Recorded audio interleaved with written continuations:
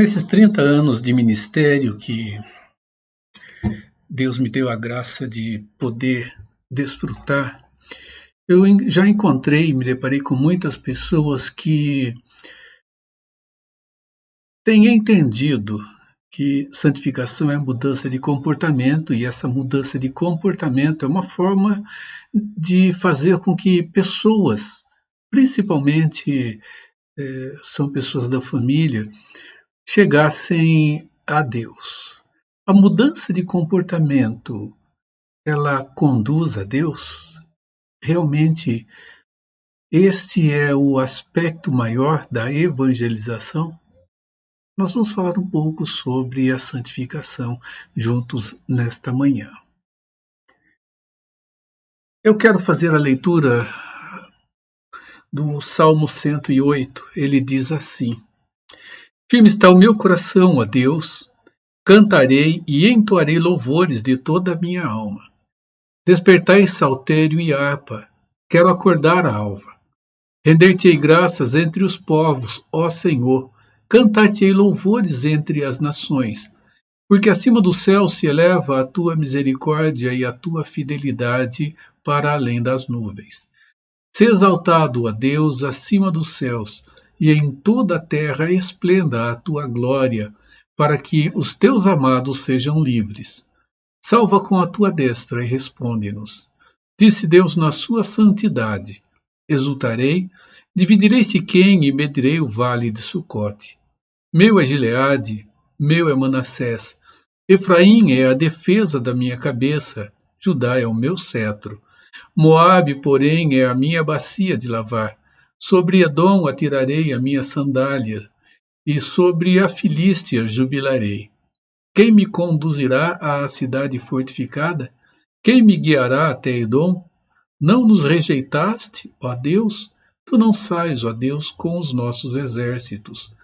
Presta-nos auxílio na angústia, pois vão é o socorro do homem. Em Deus faremos proezas, porque Ele mesmo calca aos pés os nossos adversários. Amém.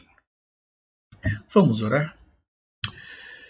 Santo, amado e glorioso Deus, obrigado, Pai, pelo amor do Senhor, dando-nos uma nova situação no nosso presente, uma nova situação para o nosso amanhã, uma nova situação para a nossa eternidade. Nós agradecemos muito, Pai, por esse amor. Nós agradecemos, nosso Deus, porque de maneira muito rica esse amor tem caminhado conosco, nos dando condições de enfrentarmos, Senhor, dia após dia as intempéries da vida. Deus amado, obrigado porque o Senhor tem nos dado a entender que o sentido real da vida não está em ter muitas coisas, mas ele afunila-se, ó Deus, naquilo que nós somos dentro do relacionamento com o Senhor. Conduza-nos pelo caminho da santificação, para que, ó Deus, nós amadureçamos mais e mais a nossa vida na nossa caminhada diária, segundo a tua santa vontade. Deus amado, oramos em nome de Jesus. Amém. Irmãos, nós já voltamos com o nosso estudo desta manhã.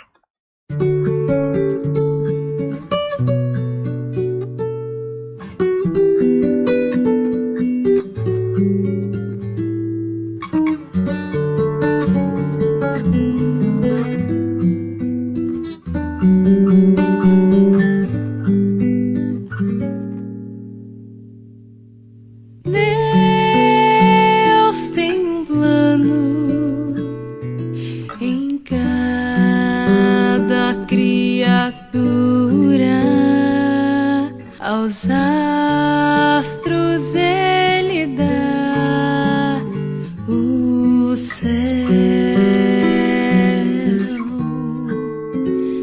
a cada rio ele dá um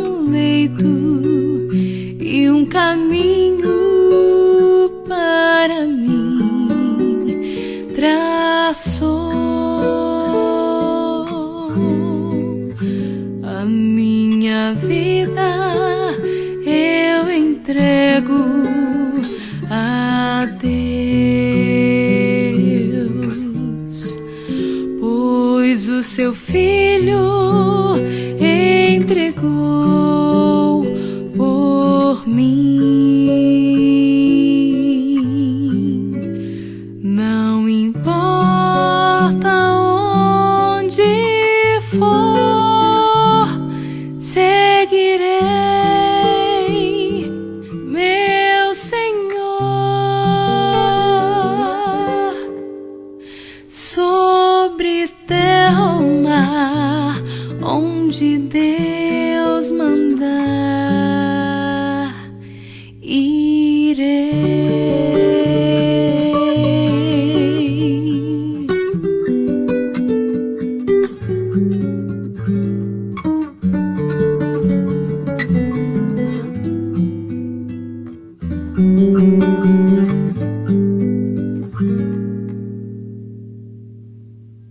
Em seu querer encontro paz na vida e bênçãos que jamais gozei. Embora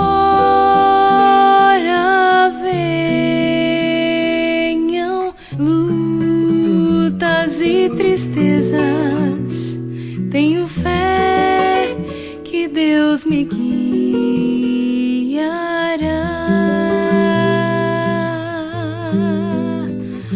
A minha vida eu entrego a Deus, pois o seu filho entregou por mim.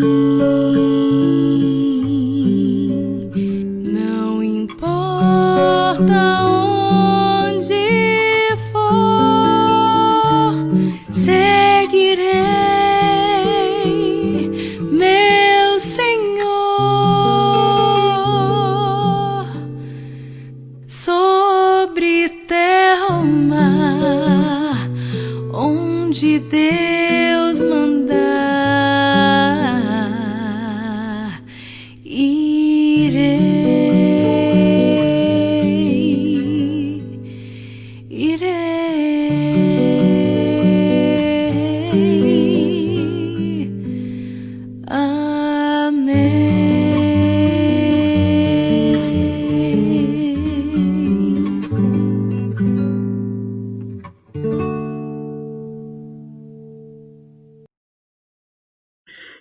Deus disse a nós: sede santo porque eu sou santo.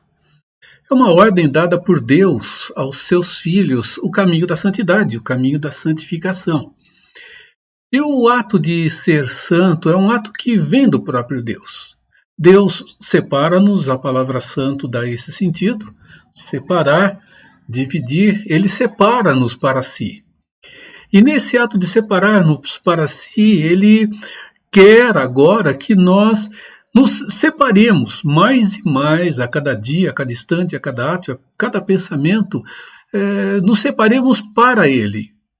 Nos separemos daquilo que era a nossa vida passada para o que é a nossa vida presente em direção ao que será a nossa vida no amanhã. Vamos ver. Vamos ver a santificação tomando o seguinte tema. A santificação nos leva direto a Deus. Então, caminhando para Deus. E para que nós compreendamos de maneira mais precisa esse sentido e essa expressão, nós devemos voltar um pouco atrás em toda a história. Eu trouxe para que nós pudéssemos ver nesta manhã e compreender o assunto que nós estamos tratando, um gráfico sobre a ordem da salvação. O apóstolo Paulo, no capítulo 8 de Romanos, versos 29 e 30, ele apresenta-nos uma ordem de salvação. Ali há uma relação reduzida. E essa ordem da salvação, que graficamente eu trago aqui no nosso estudo de hoje, ela não é precisa, não é perfeita dentro da sua forma, porque você vai pesquisar e você vai encontrar variações com relação a essa ordem. E ela não pretende, não tem a intenção de ser uma ordem cronológica, mas uma ordem lógica. Uma ordem que, logicamente, alguns aspectos têm que acontecer e eles acontecerem em ordem dentro do propósito redentor do nosso Deus. Então, nós vamos observar esses aspectos. Quando nós falamos em salvação, o apóstolo Paulo, ele nos afirma que o plano da salvação de Deus, ele não tem origem nem em Gênesis 3,15, nem no nascimento de Jesus e nem na sua caminhada, a caminhada de Jesus culminando na sua morte. As Escrituras nos afirmam, e Paulo ele é o portador desta verdade, que Deus escolheu-nos antes da fundação do mundo, antes do mundo ser criado. Então a salvação ela tem o seu início antes mesmo de Deus ter criado todas as coisas, mesmo antes da queda, mesmo antes de Deus ter anunciado o que encontramos em Gênesis 3,15, que muitos têm afirmado ser um plano B de Deus. Deus não tem plano B, porque ele nunca foi, nunca será pego de surpresa. Ele é Senhor da história, nós não podemos nos esquecer disso. Então vejam, quando nós falamos em salvação, então se o apóstolo Paulo nos afirma que ela tem a sua origem na eternidade passada, antes da criação de todas as coisas, o que foi que aconteceu lá? Paulo nos afirma que nós somos escolhidos em Cristo, fomos eleitos, fomos separados em Cristo. E ali um ato também acontece, que é exatamente o que deu toda a condição para que as pessoas, antes do nascimento, da morte e da ressurreição de Cristo, pudessem receber os benefícios da redenção eterna. Então, Deus escolhe, havia uma necessidade de satisfação da justiça divina. Afinal de contas, Deus é justo e dentro do seu caráter justo, ele não pode inocentar o culpado. Ele mesmo nos dá conhecimento dessa verdade revelada nas Santas Escrituras. Então, meus irmãos, Deus elege e a dívida é paga. A dívida é paga objetivamente na eternidade, dentro do conselho divino, onde o Pai escolhe, o Filho paga a dívida e o Espírito Santo, então, se compromete, usando um termo nosso, a aplicar os benefícios deste pagamento. Então, a eleição e o que chamamos de justificação objetiva, ou a quitação objetiva da nossa dívida junto do Pai, uma dívida que ainda seria contraída, são atos que acontecem na eternidade passada. E revelam-se como obra do Pai, a eleição, e a justificação objetiva como obra do Filho. E a partir desse ponto, nós vemos então a salvação, o plano da redenção acontecendo na história humana. Deus escolhe, o Filho paga a dívida, e agora, com a dívida paga, aqueles que as Escrituras afirmam estarem mortos nos delitos e pecados, passam a ter vida novamente, que implica no relacionamento com Deus. É o que nós chamamos de regeneração, ou a vida gerada novamente. É evidente, não estamos falando de vida biológica, porque a vida biológica ela terá o seu cume no sentido de retorno na ressurreição. Então, a regeneração, meus irmãos, é uma obra operada em nós pelo Espírito Santo. eleição, obra do Pai, a justificação objetiva, a obra do Filho, e a regeneração é obra do Espírito Santo. Desta forma, então, aquele que tem vida, tem essa vida manifesta, que é o que as Escrituras chamam de novo nascimento, e que em muitos aspectos, em muitos casos, estão juntas, regeneração e novo nascimento. E aqui nós temos a obra do Espírito Santo acontecendo na vida dos eleitos e daqueles que foram objetivamente justificados diante do Pai. Esse novo nascimento acontece através do chamado eficaz de Deus, que tem por instrumento a Santa Palavra, a Santa Escritura. Somos chamados à vida através das Escrituras Sagradas, que resulta diretamente em nossa conversão. A conversão ela tem dois elementos diretamente ligados com ela: o arrependimento e a fé. São dois elementos que não nos cabe pensar qual deles vem primeiro, mas eles estão diretamente ligados à conversão daquele que agora nasceu em Cristo Jesus. João diz para Nicodemos: importa que nasça da água e do Espírito. Quem não nascer de novo não pode ver o reino de Deus. As Escrituras têm nos afirmado esta realidade. Isso caminha, meus irmãos, então, para o resultado prático, que é o sentido subjetivo e pessoal do ato realizado por Cristo em nosso favor, mesmo antes de ter acontecido lá na eternidade com o Pai. Agora nós temos, então, a relação subjetiva, que leva-nos a uma caminhada de vivência para com Deus, a relação da santificação.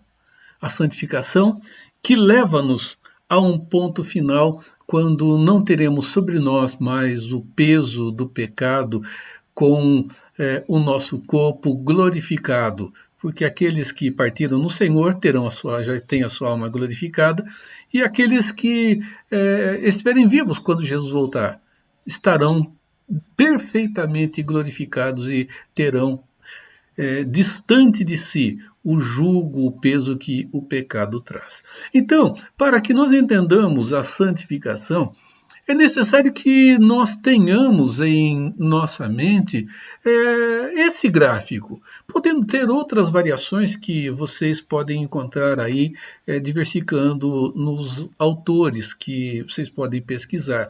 Mas é importante nós observarmos que há uma ordem lógica para aquilo que Deus está operando na vida dos seus filhos, na vida de cada um de nós.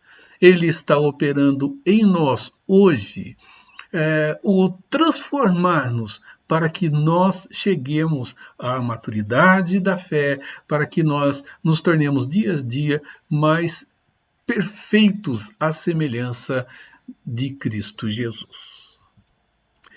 Vamos lembrar, meus irmãos, eu trouxe aqui um gráfico que é um gráfico antigo que tenta representar o conselho eterno de Deus, a sua economia. Ele tenta explicar, não há como explicar perfeitamente a relação de Deus como o ser que ele é. Mas o Deus é um Deus triuno. As Escrituras nos afirmam que ele é Pai, que ele é o Pai, Filho e o Espírito Santo, como um único Deus. É a relação da unidade e da divindade. No entanto, as Escrituras também nos afirmam que há uma distinção entre o Pai, o Filho e o Espírito Santo. Esse gráficozinho aqui mostra-nos que o Espírito Santo é Deus, o Filho é Deus, o Pai é Deus. No entanto, o Espírito não é o Pai não é o Filho não é o Espírito, o Filho não é o Pai, o Espírito não é o Filho, e assim sucessivamente. É a relação da distinção entre as pessoas da divindade, Pai, Filho, Espírito Santo, na certeza escriturística de que eles formam uma unidade, que eles são, dentro da relação pessoal, um único Deus. A salvação é um ato trinitário. Né? Esse gráfico eu trouxe só para ilustrar aqui e sabermos que, trinitariamente, é Deus que opera a redenção, na expressão do Pai, do Filho e do Espírito Santo, na eleição, no pagamento da dívida, na aplicação e na garantia de que esta situação e essa condição permanecerá por toda a eternidade. Então caminhamos. Vamos lá, olhar para as Escrituras Sagradas. João 17,17, na oração sacerdotal, Jesus diz: santifica-os na verdade, a tua palavra é a verdade. Jesus ele está intercedendo pelos seus discípulos daquele tempo e por nós também no presente. Ele está orando por nós, está intercedendo diante do Pai e a sua oração é esta: santifica-os na verdade.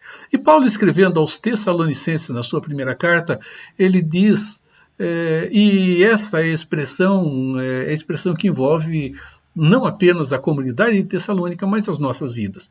Porque essa é a vontade de Deus, a vossa santificação. Isso se torna claro quando nós olhamos para Jesus e vemos Jesus orando ao Pai para que nós caminhássemos dentro desta vida de santificação, mostrando que esta, então, é a vontade soberana do Pai.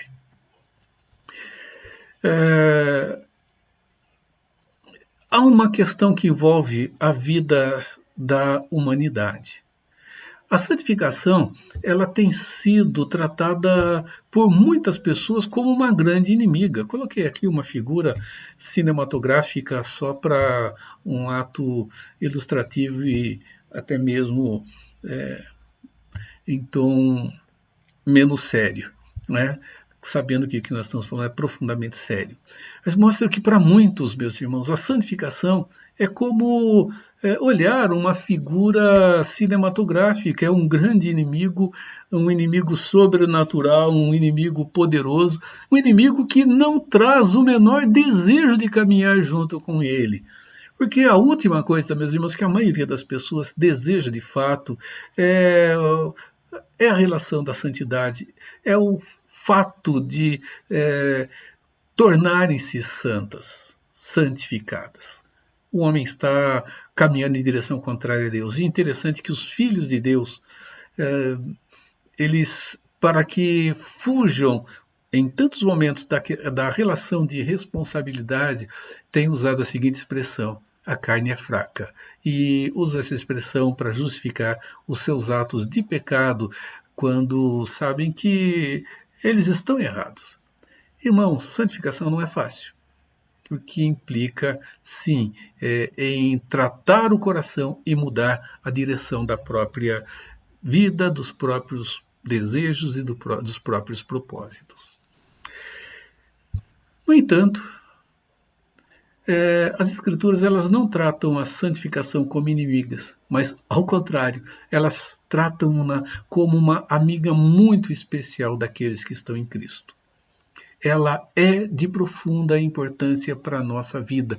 Ela é de profunda importância, meus irmãos, para cada um de nós, porque as Escrituras dizem que se ela não acontecer, nós não chegaremos à salvação.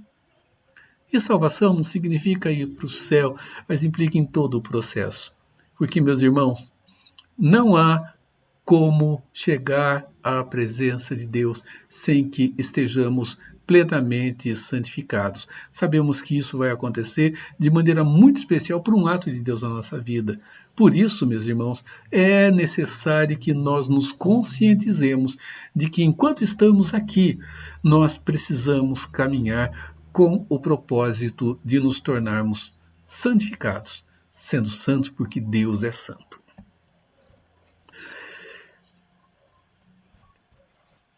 Nas Escrituras, nós temos muitas doutrinas que as pessoas têm colocado de lado.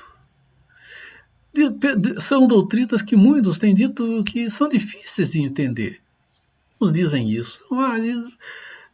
pastor, é difícil entender essa doutrina. Outros têm dito, pastor, são doutrinas polêmicas demais, então o que é polêmico deixa para lá, nós não devemos nos preocupar com ela.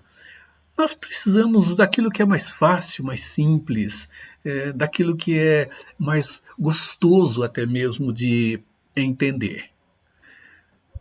Lembram de Deuteronômio 29, quando diz que as coisas encobertas pertencem ao Senhor, nosso Deus, porém as reveladas nos pertencem, a nós, aos nossos filhos, para sempre, para que cumpramos todas as palavras dessa lei? Os irmãos se lembram? Meus irmãos, vejam aqui dois aspectos que estão sendo tratados de maneira equivocada. Primeiro, é relacionar encobertas com aquilo que não se consegue entender com facilidade, aquilo que não se consegue compreender ou até mesmo aceitar. O que alguns têm chamado de temas polêmicos. Então, essas coisas encobertas são aquelas que eu não entendo, que são aquelas polêmicas. E com isto, muitos têm deixado assuntos e temas importantíssimos de lado. Não que haja tema que não seja importante nas Escrituras, mas tem tratado alguns temas com profunda desconsideração. E olhem uma coisa que é interessante. O desprezar da segunda parte do verso, quando ele fala das coisas reveladas e do propósito delas, é outro problema que tem envolvido a vida dos filhos de Deus. Aquilo que Deus nos revelou, não importa se elas são difíceis ou não, elas são necessárias para a nossa vida. O que é que Paulo diz sobre as Escrituras? Toda Escritura é inspirada por Deus e útil para o ensino, para a repreensão, para a correção, para a educação na justiça, para que o homem de Deus seja perfeito e perfeitamente habilitado para toda a boa obra. Esse sentido de útil não significa que ela é útil se quisermos. Se não quisermos também não faz muita diferença. Significa que ela é necessária e que é a única fonte segura para isso. Então, nós precisamos considerar a autoridade das Escrituras como um todo. Quando nós falamos sobre santificação, nós temos algumas perspectivas que são presentes no meio do povo de Deus. Nós temos a perspectiva de Keswick, de Schaeffer, de Wesley. O que nos cabe aqui é pensar sobre a perspectiva reformada, que mostra-nos o que representa de fato a linha da santificação dentro da vida dos filhos de Deus. Coloquei aquela cruz ali mostrando o início da nossa vida com Deus. Deus, na ação do Espírito, então, age em nós, nos regenerando, ao novo nascimento. E a partir desse momento, então, a nossa vida ela passa a caminhar em direção ao Senhor. E uma coisa que é importante, mesmo que nós tenhamos altos e baixos na nossa caminhada para com Deus, ela será sempre uma caminhada crescente.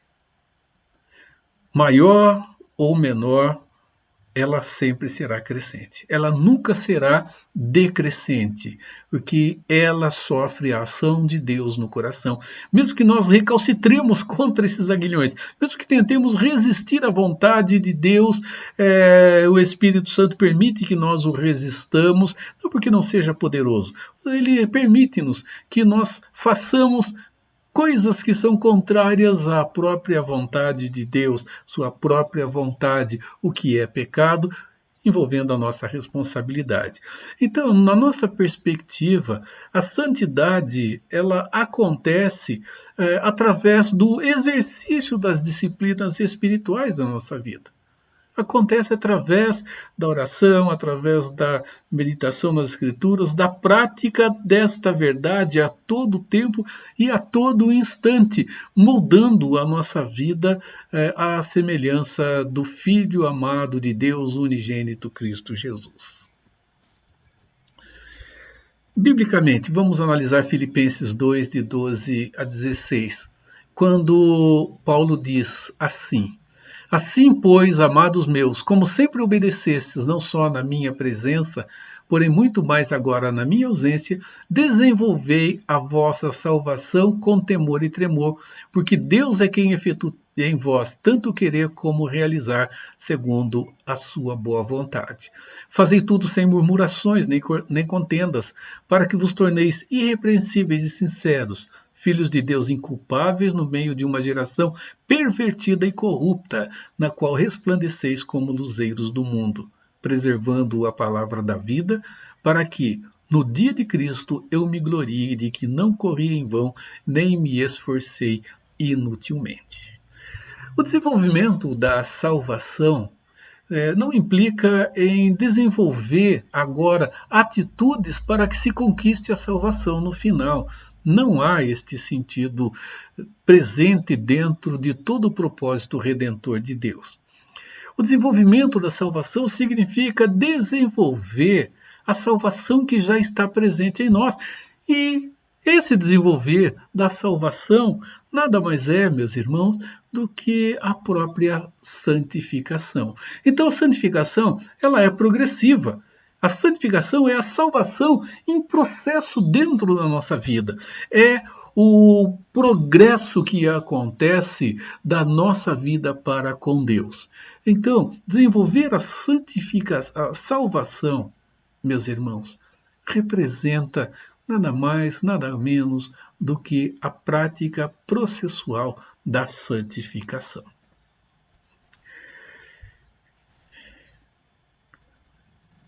O pecado lançou-nos num atoleiro de pecado. O pecado lançou-nos num atoleiro que tem nos feito caminhar sempre na distância de Deus. Então a santificação, ela é o processo através do qual Deus começa a trabalhar em nós, operando, meus irmãos, a limpeza de todos os efeitos que o pecado trouxe sobre nós, envolvendo o nosso pensamento, envolvendo o nosso sentimento, envolvendo o nosso próprio ser. É o processo através do qual Deus começa a nos limpar. E essa limpeza se consolidará na ressurreição, quando a vinda de Cristo acontecer. Então, na regeneração, meus irmãos, vamos lembrar disso. Deus implanta a vida, mas não tira de nós toda a sujeira da morte espiritual que está nela. Isto acontece na santificação.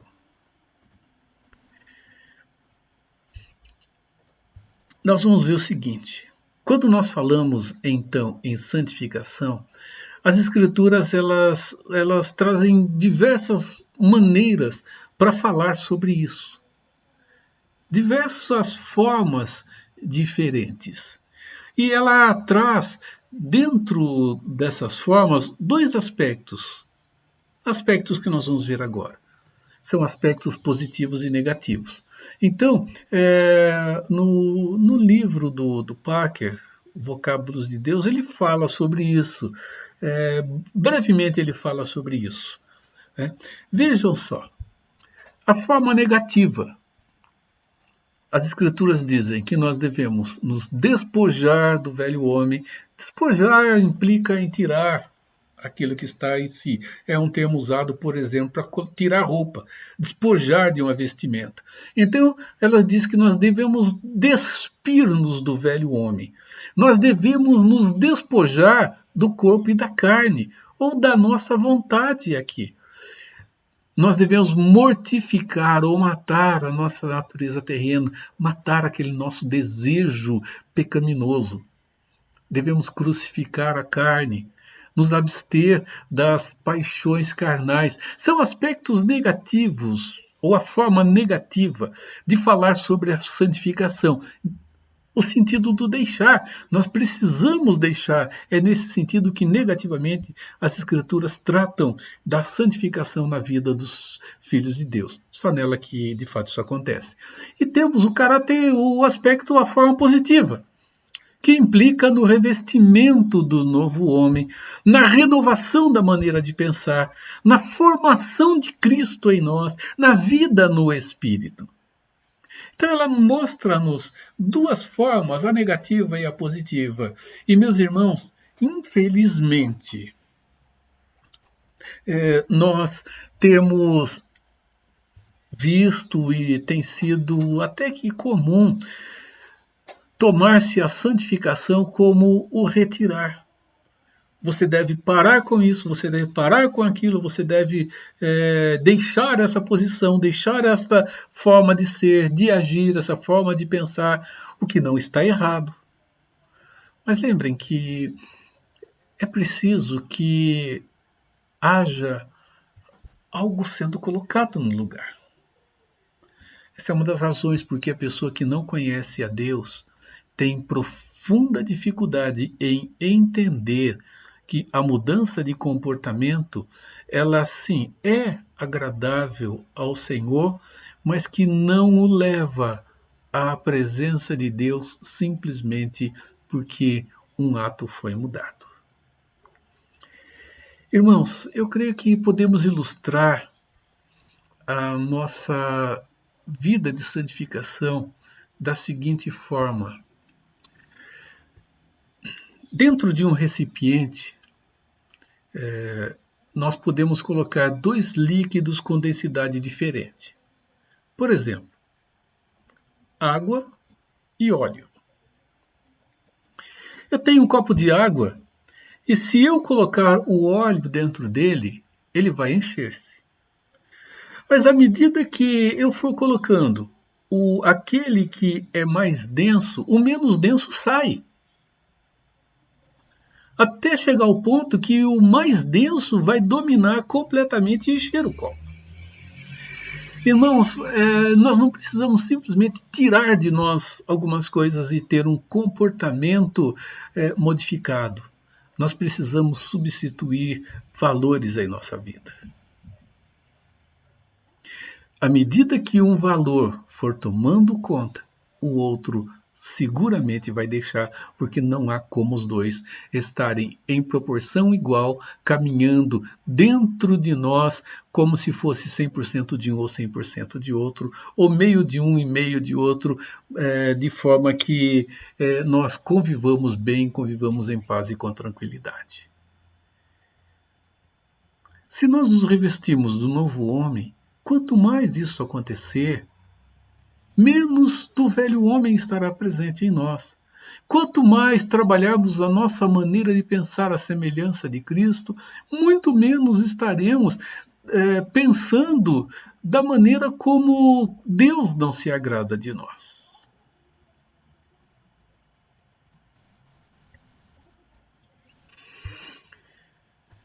John Piper e Metz, no seu livro Mistério da Santificação, analisando Romanos 8, 29 e 30 e não 20, eles afirmam que a salvação, dentro da ordem que é apresentada por Paulo ali, coloca a santificação entre o começo e o final da sua obra redentora, da obra redentora de Deus.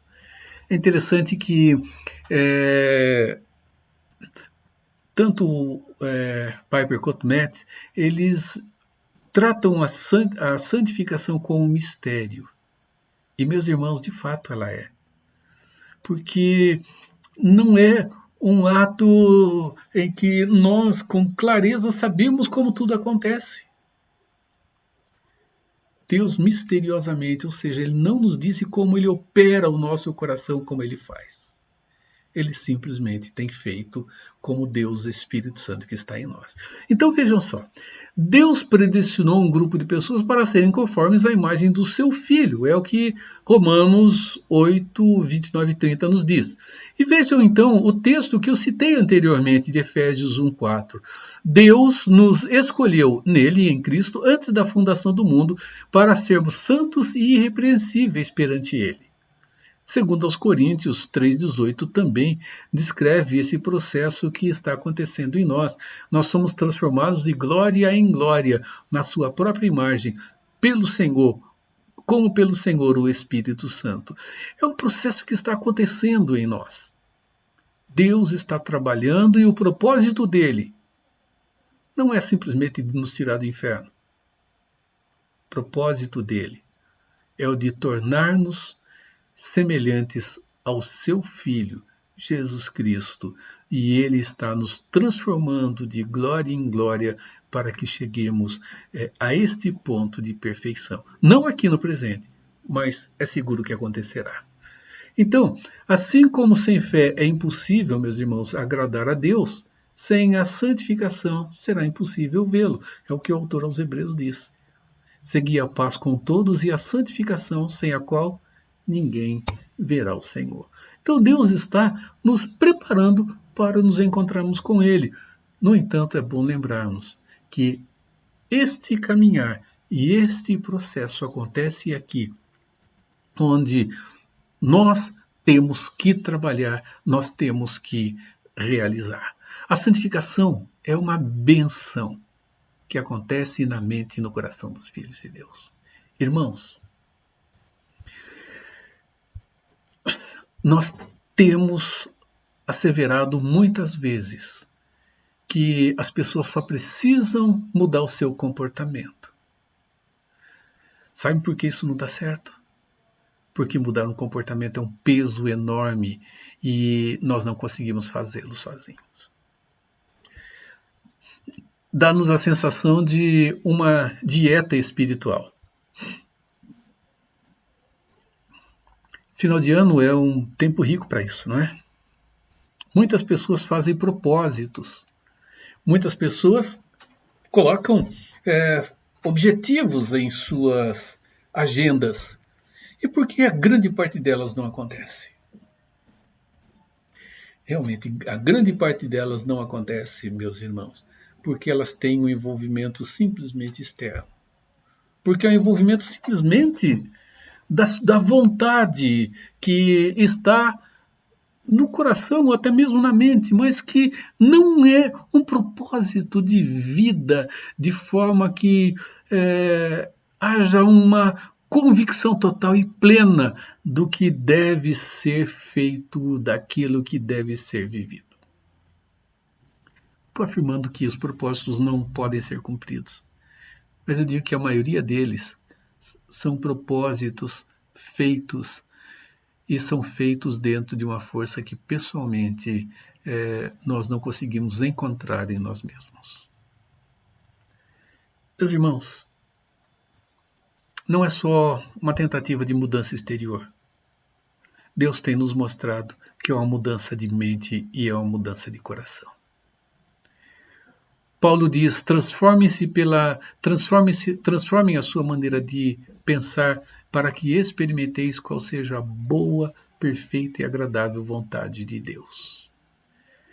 Nós precisamos, meus irmãos, mudar a nossa maneira de pensar. E Deus já tem feito isso em nós, quando nos dá tanto o querer quanto o realizar. Ele não fará por nós, mas está nos dando a condição para isso. E vamos lembrar que é um aparar de arestas, é um raspar de sujeira, e isso dói. Santificação é processo doloroso, mas é bênção para a vida dos filhos do Senhor. Nunca nos esqueçamos disso. É doloroso, mas é abençoador. Ele não é uma mudança de comportamento meramente. É uma mudança que acontece, meus irmãos, de dentro para fora. É o que está dentro de nós, é o que está acontecendo em nosso coração, é o que está sendo transformado dentro de cada um de nós, que vai se revelando mais e mais a cada dia. Quando Jesus disse que a boca fala do que está cheio o coração, ele mostra que o problema está aqui dentro. O nosso alvo, sim, é a santificação. E santificação não é só uma mudança de comportamento, mas é uma mudança de coração que precisa acontecer através de uma mudança da maneira de pensar. Pararmos de pensar como pensamos e continuar na direção do pensamento que Deus tem nos dado a conhecer. nós temos a mente de Cristo.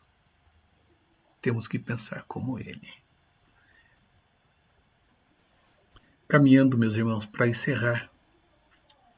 Hebreus 12, 1 e 2 diz assim: corramos com perseverança a carreira que nos está proposta, olhando firmemente para o autor e consumador da nossa fé, Jesus, o qual, em troca da alegria que lhe estava proposta, suportou a cruz, não fazendo caso da ignomínia, e está assentado à destra do trono de Deus.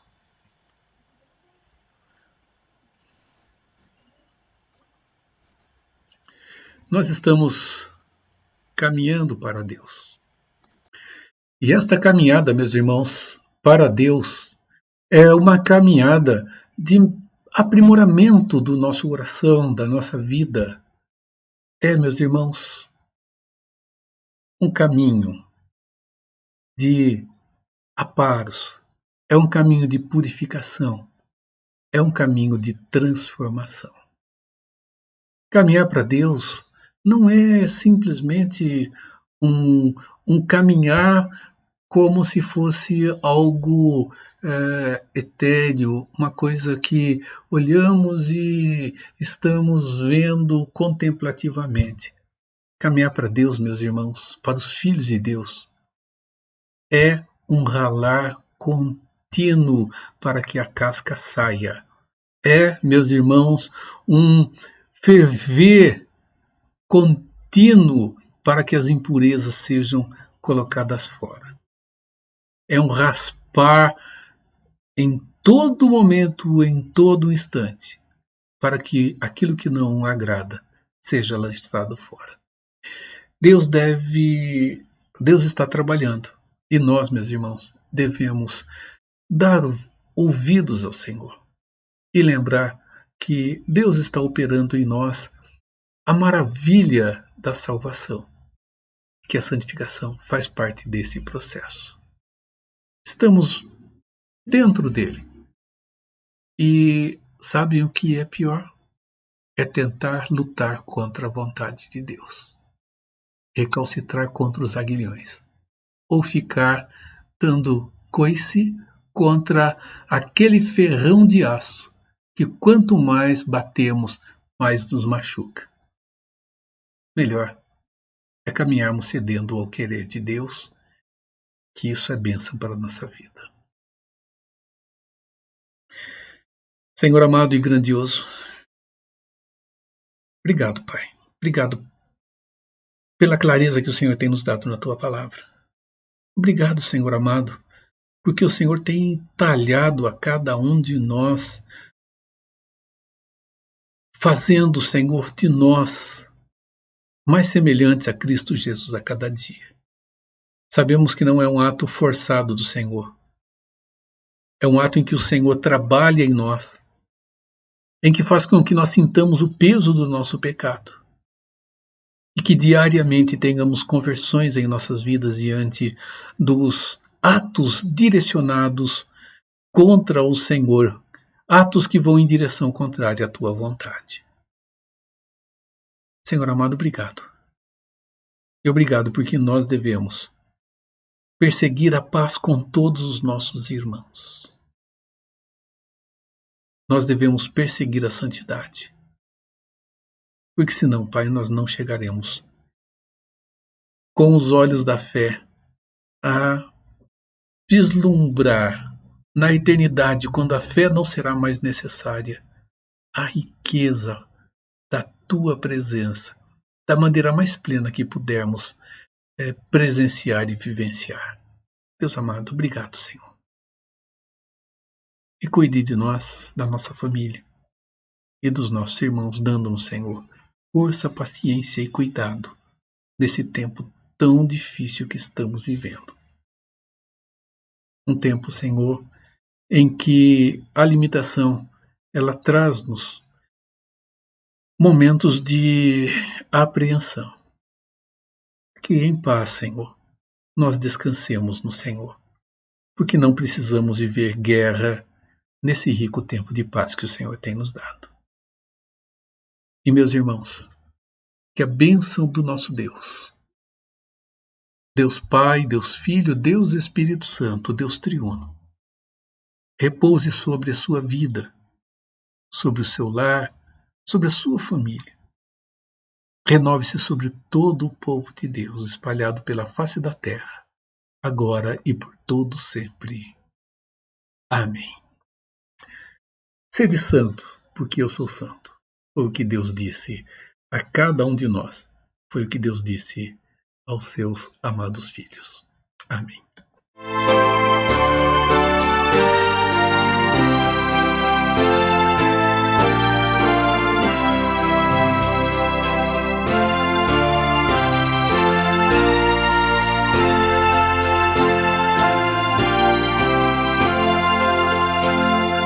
Puros e mais puro, eu desejo ser. Santos e mais santo, sempre em meu viver. Ó Senhor, te peço nesta oração. Satisfaz o anseio do meu coração. Calmo, sim, mais calmo, sempre quero estar. Firme, sim, mais firme, eu desejo andar.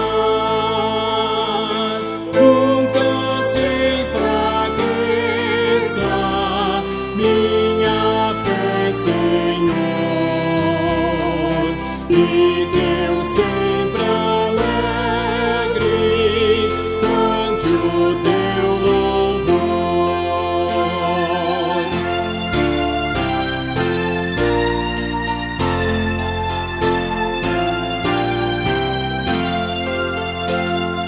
Jesus